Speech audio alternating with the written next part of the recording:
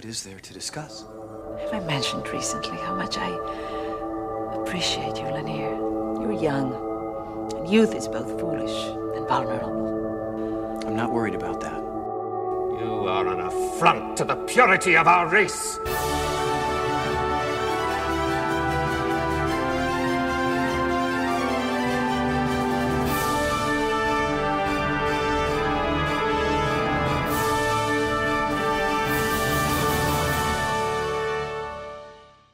If you continue in this behavior, you'll just make the other pilots feel inadequate.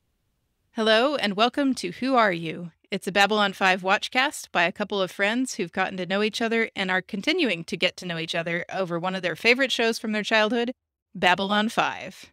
I am Laura. And I'm Xhafer. And today I get to ask Xhafer, who are you? Who are you? Who are you? Do you know who I am?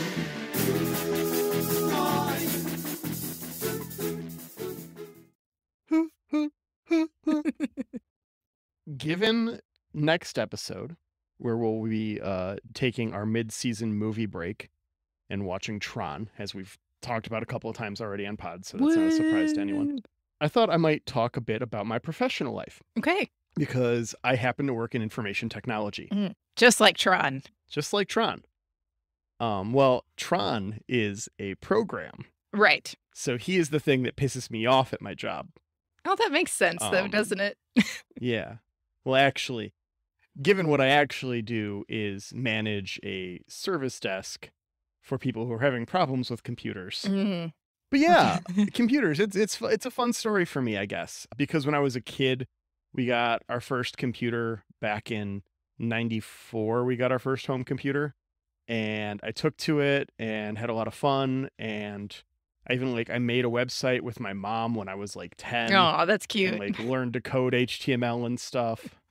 And did the whole thing. We had our own GeoCities website back before What You See Is What You Get or WYSIWYG was a thing that you could just have. It was, you had to learn how to code in Notepad and then open it up in a browser.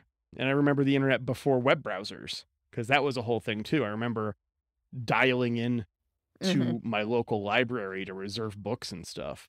Wow. See, I don't really remember the time before Well, I don't remember internet before browsers. I remember a time before browsers, right? But I don't think I personally ever got on the internet without a browser.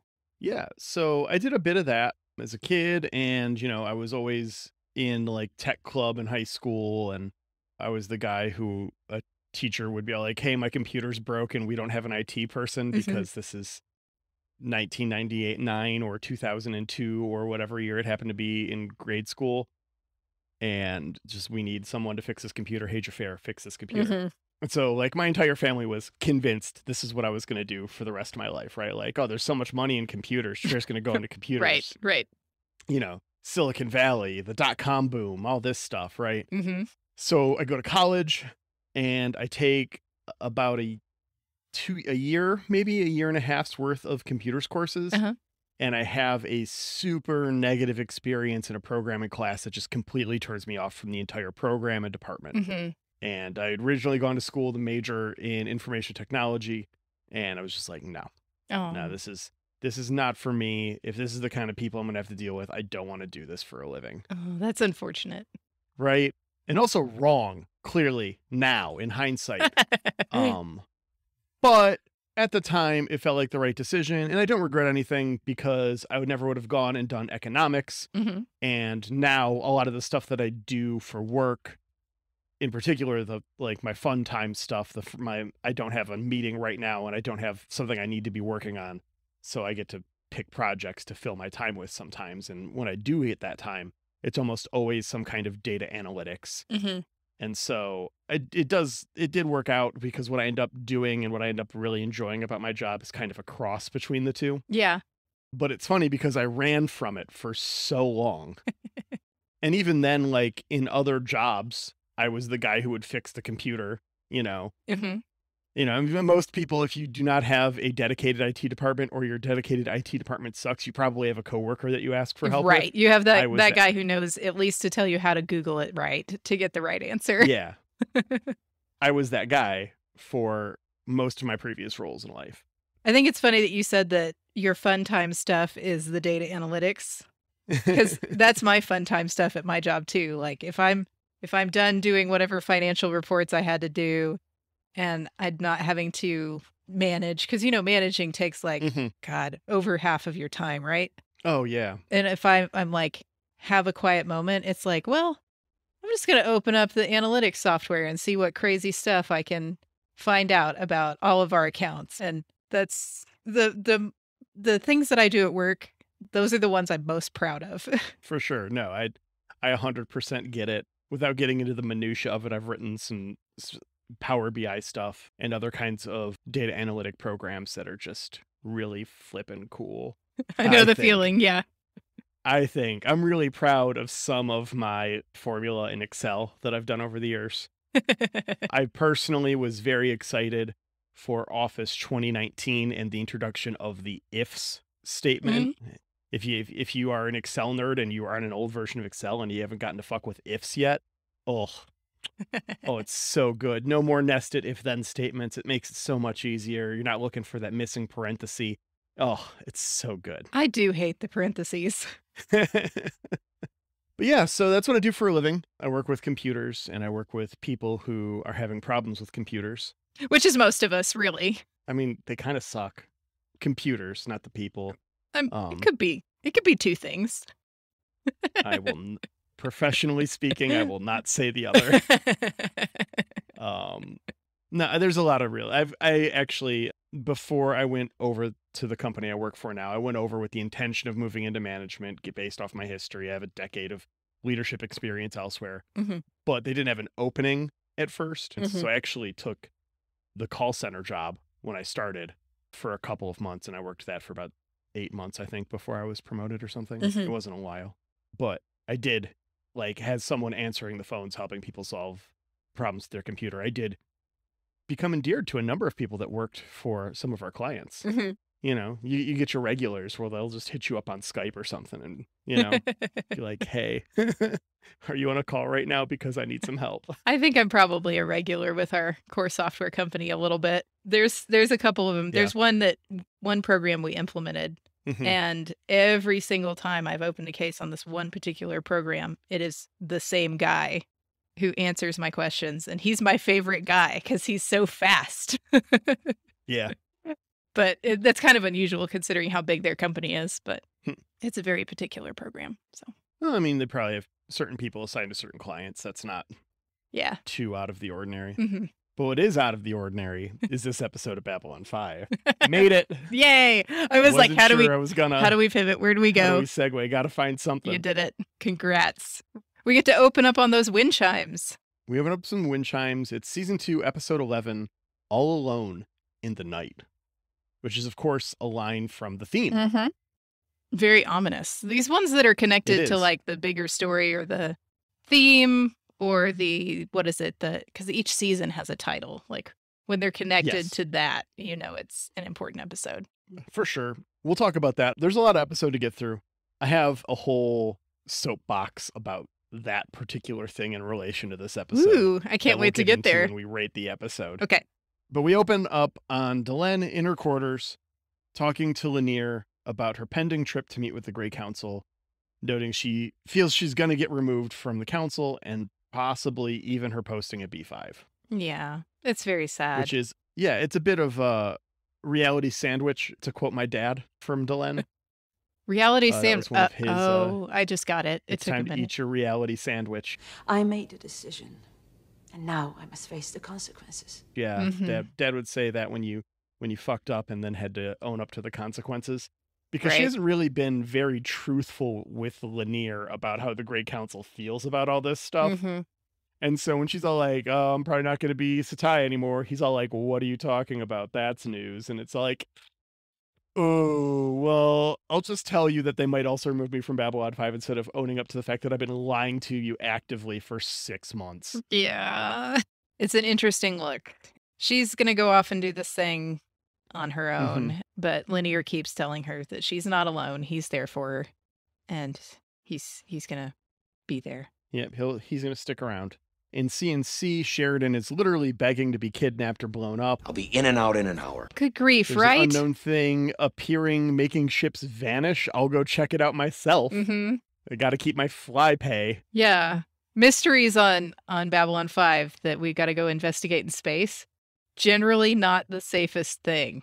No, there's not a strong track record of pilots making it back. Uh-huh. And both the Zeta Squadron and Alpha Squadron are busy, so we're just going to take a couple of dudes and the captain, who needs his flight pay, out there to look for this. And of course, he jinxes himself with the famous last words. I've got a better idea. Yep. I mean, when Xhafer wasn't part of this flight crew, when he's been forced onto every flight crew in every scene possible, you knew they weren't going to make it. Oh, that's a good point. This character we've been shoving down your throats. Really? Every time there's pilots to humanize them a little bit. And he's the one time the captain's going to go out, he doesn't go with. And you're just like, this would have been a good Ooh. time for Xhafer. We could have put him in here somehow, except he was probably busy. honestly, you could probably, I don't know that it works the same, but if they had just done this episode with Xhafer in Sheridan's place, Mm-hmm. I might like Xhafer more as a character. Oh, that's a good point, too, because, like, he's already got this mystery storyline of, like, he saw something out in hyperspace. And if he Yeah. went out and, like, got kidnapped, that Mhm. could be an interesting ties in. turn. Yeah. But we have to have Sheridan and everything right now. He's just, Yeah, he's too important. Gotta make sure everyone knows how important he is. yeah. So we cut to an unknown Narn fighter that's in a struggle with an unknown ship, Mhm. and it appears he's getting abducted to theme. When we come back, Lanier is seeing Dylan off and tells her that he will be joining her in his what did they call them? Their little one-seaters. Oh, I just called They're it a shuttles. flyer. Is it Yeah. a flyer? I don't know. I don't know. They look like little fish. All of the Minbari They ships do. look like little fish of some sort. I think Yeah, they okay, do. if the warships are angelfish, obviously, right? They look like angelfish. Maybe these are little betta fish. They're like little Maybe, yeah. little betas. That makes or sense. Whatever you call them. So he's going to be joining her. Sheridan is getting ready to fly when Ivanova calls to be like, hey, one of the Joint Chiefs is coming. Maybe you should let me know next time. Yeah, he's coming early though. So Sheridan meant to do that. He meant to tell her. Yeah. Yeah. I'm just going to jump off station real quick while a general is coming to visit. No worries. Yeah. NBD. Garibaldi and Franklin talk shit about Martian baseball with a pilot who joins the escorts who jump into hyperspace. And this is how we know that guy is going to die. For sure. Give him some emotional stakes. That bet, doctor. That Mhm. bet on baseball. Yep. Gotta live and pay my 50 Some mad bucks or shit, whatever. though. Like, really, just like, you can't hit a home run on Earth gravity. Fuck you. How is that not compensated? Like, literally, you would send an Earth team to Mars, and Yeah. if they're actually playing in different gravity that your body has to acclimate to, that'd be a whole thing. Yeah. Also, the balls would fly so differently. Yeah. I mean, physics is different with that gravity. Yeah. Well, I mean, Well, physics isn't yes. different, but you know what I mean. Like, Yeah, I know what you mean. Yeah. Heat of the moment. oh, I'm going to catch so much shit from my dad for that. Love you, Dad. Does he listen to the podcast? Yeah. Okay. Anyway, so speaking of cool physics, we get Yeah. a scene of the Star Furies leaving, and they do some of their cool tricks. You know, I think Sheridan like turns himself around I'll try spinning. That's a good trick. to look at his Yeah. buddies and the station before he leaves, and you know that's just that cool. Like, Does some flippies and stuff. yeah, we don't really get a lot Like of Battle. that. That's the thing. Battlestar Galactica, the reboot, does so well. Yeah. The ship flippies. Yeah, I mean, because But we'll save that for when we're done with Babylon 5. Exactly. We'll talk about it a lot more in a couple of years. Just hold on. Battlestar Podcast get there. 2025. Is that when we'll be done? I don't know. haven't I even was thought just- to I was- check. I was just doing a number that sounded like it could be right. Okay. We'll see. We'll get more precise later. I know the release dates for every episode up till the season 3, episode 1. Wouldn't be that hard to just figure it out. Yeah, I mean, But that I'm not doing right now. That's Excel fun time. It doesn't make sense, does it? We're talking podcast. Exactly. Lanier is sending Delenn some thoughts and prayers as she goes in to the Oh, is that too much? No. Can we not say that? I'm sorry. That was pretty good. It's like, okay, I can't go past you. Sending you thoughts and prayers. Mm-hmm. Totally the vibe. And he still calls her Satai, which I thought was cute. You know, you're the Satai of my heart. Yeah. Oh. Forever Satai. He's actually going to get it tattooed. Yeah. Engraved in his bone riches, actually. Not weird at all. So anyways, that ship from the open shows up, blows up a ton of the Star Furies. Yeah. They capture Sheridan by forcing him to eject. They tractor beam him in. And Ramirez is the only survivor still on a ship. And he knows he's not going to make it. There's already terminal amounts of radiation. He is dead. So he sets his autopilot and just tries to get back to the station while making sure that he leaves logs. So if he doesn't make it the whole way, they know what's going on and know that the captain's out there somewhere. Yeah. So, he's a good fly buddy, but man, you hate to see it. Yeah. I mean, when you introduce a character and then kill him 5 minutes later. Yeah. When you had other characters you could have sent. Anyway, back at Babylon 5, Ivanov is waiting for General Haig. He gets off at space. Who arrives. Yeah. He gets off at space TSA, asks about Sheridan, and she says, well, he went to look into something in another sector. He'll be back. And he'll be back. General Haig, of course. Did you clock him, by the way? Well, he's that one guy that looks like somebody in Russell Crowe. That was my joke last time, because he's been on before, right? Oh, this is his second and final appearance on the show. This is his final appearance? Yeah, we never see him again. What a shame. Never did care much for that show. But he is Admiral Layton from DS9. Oh, yes. He's in a number of episodes of DS9. Yeah. Which I think I knew last time. If I didn't bring it up, I think I recognized him. We brought it up, yeah. What I didn't recognize him as was Overseer Velas from Enterprise. He's one of the Vulcan overseers of the NX-01 in Enterprise, and he's in like 15 episodes of Enterprise. I could see that. His hairdo is very like Vulcan. It's that very like severe bangs across the forehead. Yeah, he could do that. All right, I'll buy it. Well, we cut to the unknown alien ship, and Sheridan is saran wrapped to his bunk like at summer camp. I put saran wrap and cabbage leaves. It reminded me of both things. That's fair. It is very cabbagey. Not good cabbage either, like old, stretchy. Yeah. Not a fresh cabbage. Yeah, so he starts name rank serial numbering, and I cannot remember.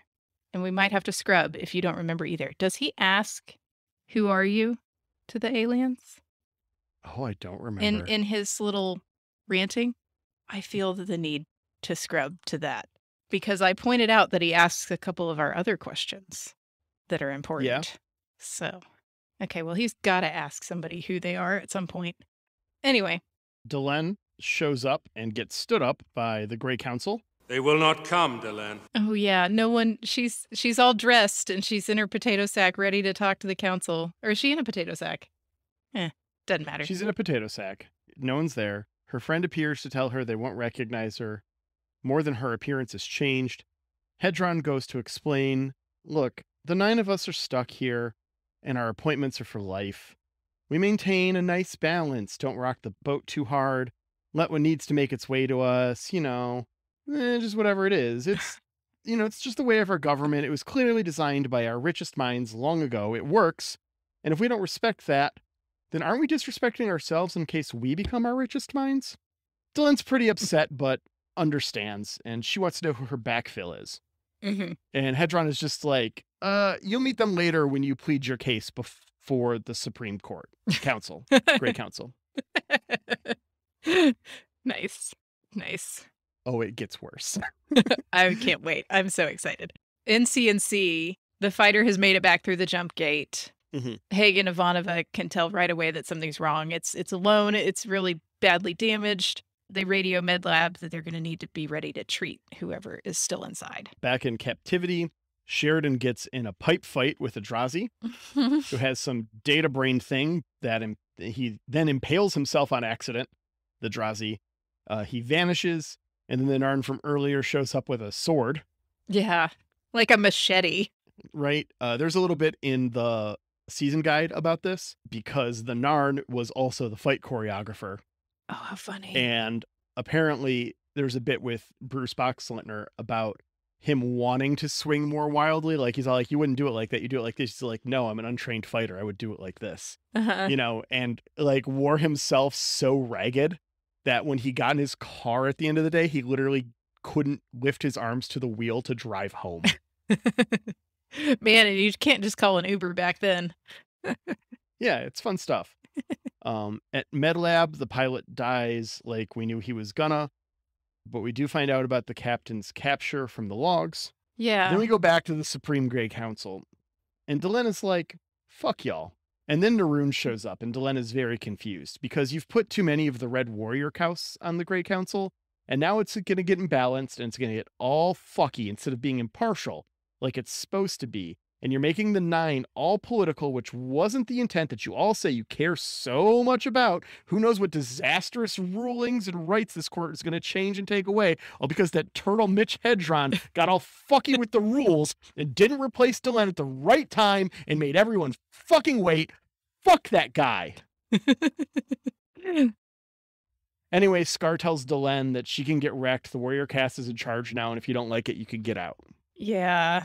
Because if you didn't know, by the way, Naroon, the actor, also voiced Scar in The Lion King. You know, we probably talked about that last time, but it's still a surprise. Yeah, I don't remember if we clocked it last time, but every time I see him, I'm going to check and be surprised again. We just love our, like, British accent bad guys in America. We do. We just, for some reason, it's like it's baked in our DNA. I don't know. It's so weird. Yeah, so religious cast only gets 2 members now. We've got warrior cast with 4, worker cast with 3, religious with 2. So it's not quite balanced like some things. Nope. Yeah. On the cabbage ship, Sheridan's taken off the Narn's device. He starts to wake up. He's not dead, we find out. Sheridan thinks he broke some of his ribs. They don't have any food or water. And he asks the Narn if he has any idea why they're here. Why are we here? Yeah. They talk about it for a moment, and they come to the conclusion that this is just a test for future invasion plans. Yeah. See who's weak, who they can conquer easily. Right. Sheridan decides that his first obligation is to try to escape somehow, but the Narn passes back out on him. Meanwhile, Delenn catches up Lanier on what happened, and he agrees to follow her back, despite Delenn being like, no, shit sucks. Like, you probably don't want to do this. And he's just like, gonna do it. I'm just gonna commit career suicide with you. It's fine. Like, yeah. Like, they said she can go back to Babylon 5. They're fine with sidelining her out there. So Lanier's happy to go be sidelined with her. He thinks that, you know, he's going for the long play. He's going for the long game. He thinks this will work out. Back in CNC, the General and Ivanova discuss the situation. Not much more info, but it seems to be collecting single individuals from multiple races. And then the Agamemnon shows up to help their old captain. And it should be fast enough to catch up with whatever. Yeah. Nice to see the ship again. It's been a little bit. Yeah. Back in the prison, Sheridan's drifting off, and he has one of these, you know, classic Babylon 5 spooky visions. Vision sequence. We get Ivanova with, like, a bird on her shoulder, shushing him and asking him if he knows who she is. Do you know who I am? We see Garibaldi, and he's got a different bird. I think hers is like a Ivanova raven. has a raven, and Garibaldi has a dove. Which is not the bird I would associate with Garibaldi, but... Well, I do say I think long term it makes sense given their roles in the conflict to come. I'll have to think on that one. Okay. Yeah. I don't want to get... It's super spoiler town, so I'm not going to get into it right now, but... Yeah, super spoiler town. We can talk about it in the Discord. Join our Discord. Somebody explain the dove to Laura. Garibaldi says that the man in between is searching for you, which I think I remember what that's a reference to. And we see Kosh, and he asks Kosh, why are you here? So I know that at some point he asked, what do these aliens want? So I think we get all 3 questions in a manner of speaking in this episode. Sheridan wakes up, he sees the sword, and has a big brain moment realizing Yeah, that it's like, fucking, we're getting out of here. swords can be used for multiple things. Yeah, it's true. I have a sword exclusively for opening champagne. That's its job. Do you have one for levering open doors? Honestly, I could use the champagne sword. It's very thick. Yeah. Meanwhile, Delenn, on her way back, gives us the story on the Streebs, Yeah. which are those who captured Sheridan and others. This is their MO, and the last time the Minbari encountered them, they gave them the Vulcan hello. The Agamemnon, the fighters, and the Minbari find them, join in, and the captain and the Narn escape as the ship is destroyed. I really like what Delenn gets to say about, you guys remember your time in our space? Yeah. You're gonna regret this. Yeah. I love it when she gets to give threats, which happens a few times in this show. So It does. There's one in a number of episodes here that's probably one of the best threats delivered on TV. Chef It's real kiss. good. Yes. Anyways, the captain and the Narn escape as the ship is destroyed. Back on the station, Sheridan is in MedLab and mourns the loss of the others, and Kosh is waiting for him just to prove that wasn't entirely a dream. Yeah, he's spooky too. He's super spooky. He says, "You've always been here." Yeah, referring to his mind. Yeah, so we go back to Sheridan's quarters, I think, with General Haig. It's either his quarters or his Yes. office, but It was his quarters. okay, yeah, this casual time. He said this was a personal visit, casual thing. So we cram a whole bunch of stuff into the last 5 minutes of this episode. Yes, we do. General Haig takes out some kind of jamming device so that they can talk freely. I'm here to talk to you about the Avenger Initiative. And Sheridan's pretty angry about how long it's taken for someone to come debrief him. Like, we're pretty sure the timeline on this is 6 months, right? 6 months after. Yeah, give or take. He says all his staff can be trusted. And so Haig tells him, that Santiago knew how important this place was. And that's basically why he put Sheridan as number 2 pick if something happened to Sinclair, because he would look like some sort of hard-nosed military man to Clark, but he wouldn't actually be that. So Santiago was playing chess. Yes. The general says Santiago's death was likely an assassination, likely by Psy-Corps, but they can't prove it yet. The conspiracy is real, y'all. Now we know who his source is. Yeah, right? Because he talked about he collects these secrets. He's getting them from General Haig. Yeah. Sheridan agrees to fight to save Earth, and he decides to bring his senior staff in on it, and brings them all to the quarters after the general leaves and tells them what's going on. Yeah. He gets the jamming device from Haig. And, they all kind of knew something was up. Since Garibaldi got shot in the back in that whole thing. Yeah. So they're all in. You have my sword. And you have my bow. And my axe. Each one of them gets to say, yes, I want to be in on this. And we've got a mystery. End of episode.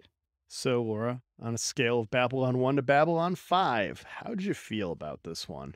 It's not as clear for me as the last one. Yeah. Gropos hit all my emotional spots the way it was supposed to, and I enjoyed it a lot. This one, I guess I kind of got to go back to 3 territory. It's not Babylon 5's best. It's not Babylon 5's worst. It's a average, solid, middle of the road for me episode. I would put it at a 3 as well. And my rant here is that this feels like the first time Babylon 5 has swung for the fences and missed. Yeah. It's still a good episode. It's solid. It does what it needs to. But, the character, we don't get anything substantial with any of the characters despite a bunch of stuff happening to them.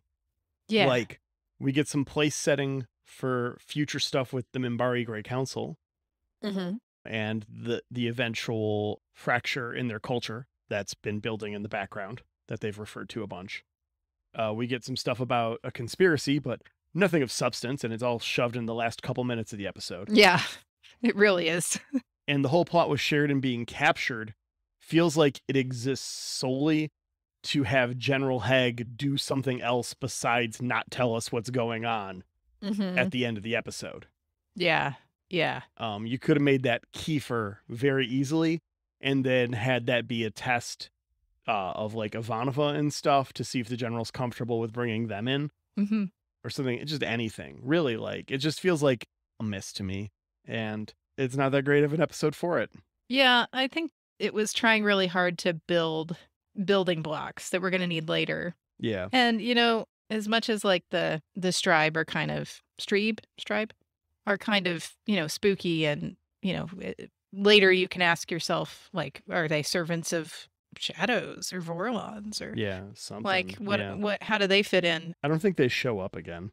I don't know. It wasn't as compelling as some mysteries in Babylon 5 are to me. I do have a funny scrub point that I forgot to bring up. Yeah. As they're leaving the ship, okay? They're as what the aliens look like, what the Streep look yes. So, you know, Streep starts spacing everybody, and Sheridan and the Narn manage to like find an escape pod. Yeah, they're like big grays. Yeah, right? It's one of those guys. It's an alien costume from Halloween USA. And it's the same big gray guy that abducted the guy in the episode with, you know, the legal system back in season 1. Yeah. It's that same kind of gray. So it's very funny that they've definitely made a name for it. But how was he on Babylon 5 then? Oh, man. Yeah, it's just one of those those cute are production things. Gray aliens. Yeah. So that's somewhere around the 35-minute mark because I can't find it exactly at this moment. Yeah, I know the scene you're talking about. Honestly, I think the ones that we saw earlier in court, I don't remember them being so distinctively tall. This one felt like he was played by Doug Jones. Yeah, he was tall. He's a tall boy. Definitely. So yeah. All right. Good episode. Yeah. So next week we're going to go ahead and review Tron as part of our mid-season movie break.